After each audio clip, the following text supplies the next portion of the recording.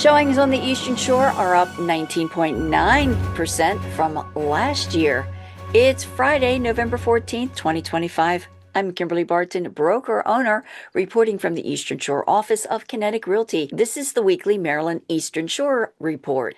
This report, the days before a contract improved, while contracts fell 20%. This week, homes available for sale on the shore rose 1.4% to 2,296 units from last week, a median list price of $399,938. 93 homes will be coming to the market at a $439,000 median list price. 155 homes went under contract in 32 days at a median list price of $389,900. 108 homes sold in 22 days at 96.7%, and the median sold price was $416,250. Homes for lease this week fell again to 154 units at a median $2,200 per month. Got questions about your specific circumstances?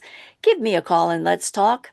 That's your wrap for this week's Maryland Eastern Shore Report for Friday, November 14th. Thanks so much for tuning in.